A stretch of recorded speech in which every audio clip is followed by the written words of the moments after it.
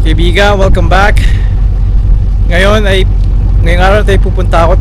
Titingnan ko at hopefully mabili ko na yung nakita kong second hand na bike na ipapahagi ko sa inyo. Sana magkaroon ng magandang deal ngayon nang makuha ko na nga. Ipagdadrive ako ni Mrs. doon at kung sakali mang makuha ko ay magbibisikleta ako pa uwi. Samahan ninyo ko. Kaibigan, ito muli ako. Natapos na yung pag-usap namin nung itong guy na nakilala ko sa Kijiji. Kijiji is isang app kung saan pwede kang magbenta o bumili ng mga kung ano ng mga bagay. Craigslist ang katapat niya sa US. At I'm sure sila yung dalawang popular sa internet kung saan makakita ka ng mga marketplace. Wala akong Facebook kaya nalilimot ko yung marketplace eh. I heard maganda, marami daw selection. Marami pa yung selection doon at sa katunayan, nang labas ng marketplace, hindi ko na matandaan kung anong taon yun. Kauna-unahang pagkakalabas doon ay ako isa sa mga nakinabang dahil doon ako nakakuha. Ilang araw lang, ilang linggo lang na nakalabas yung marketplace ay doon ako nakakita ng snowblower. Nung nakuha ko sa halagang $500 yun, natawaran mo ng $100. Dahil hindi ko ma-pick up, malayo ang lugar nila, pinadeliver sa akin, pinadeliver ko sa kanila at siningil ako ng $100, kaya 500 pa rin.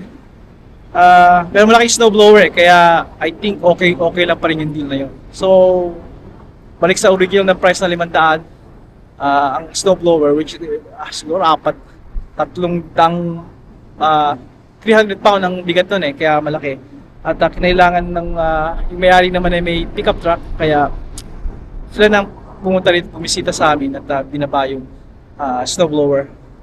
I remember that. Yun lang ang purchase ko sa marketplace at pagkatapos na hindi nagtagal ay isinara ko na ang aking Facebook o dini-activate ko na. Kaya hanggang ngayon hindi pa ako bumabalik doon. Alright, balik tayo dito sa ating bisikleta. Ako na kaibigan. Maganda ang deal at ipapaliwanag ko sa inyo yon sa mga ibang araw. Pero sa ngayon, enjoy muna natin to. Pakita ko sa inyo kung gaano ka-awkward dito dahil unang-una ko itong bisikleta. Ito ang pinakamahal kong purchase na bisikleta. Dalawa ng bisikleta ko. Isang luma, alam niyo naman, old school ako. At ito ay, bakit ko pinili ito? Na-check niya lahat ng mga kailangan ko dahil gusto ko makita ang bawat trails dito at i-share sa inyo, ibahagi. Gusto kong pumunta makita mga landmarks sa Toronto, Lakeshore, around downtown Toronto, mga popular na parks doon. At magagawa ko lang yun kung may mahusay kong bisikleta. Sa katunayan, yung luma kong bisikleta, yun ang pinag-isipan ko. Alam ko na napakahirap mula dito sa northern part ng Toronto. Pumunta ako sa mismong puso, downtown ng Toronto, hanggang Lakeshore at saan pa. Mahirapan talaga ako eh. At ang bike na yun napakabigat, 50 pounds. Maybe even more.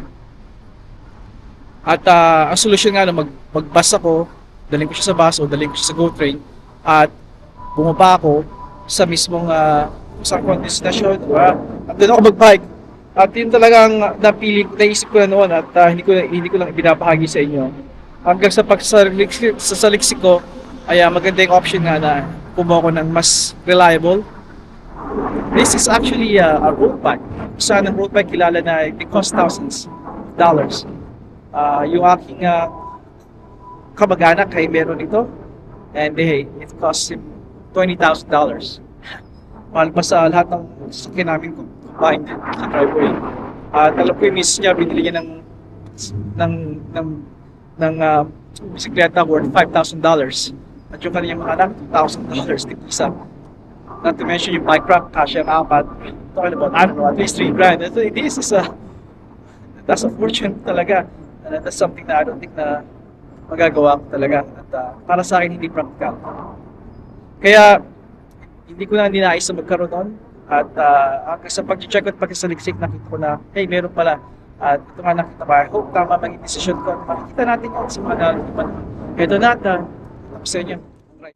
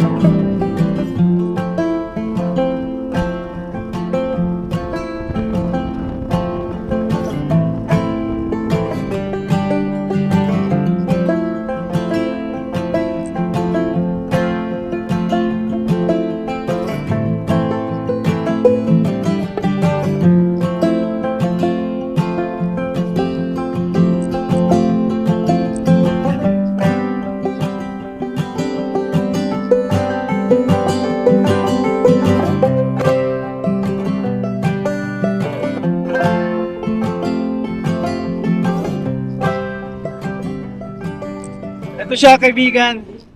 Ano sa tingin nyo? Malakas ang hangin. Malaglag na itong camera. Ito mga tatapusin ang video. At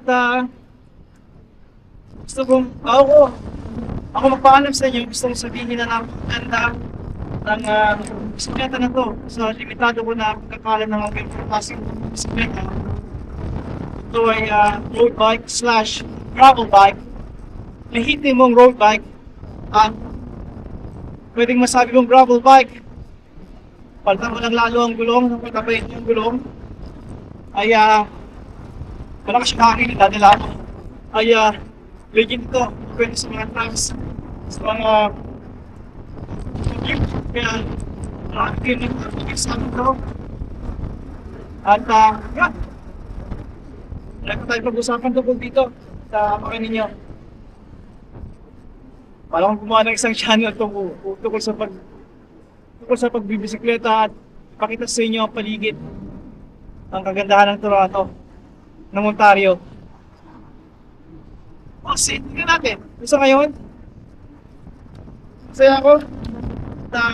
More videos na kaibigan. Ang gusto muli tayo sa hangin. Ang Ontario. Hangin. Malakas ang hangin.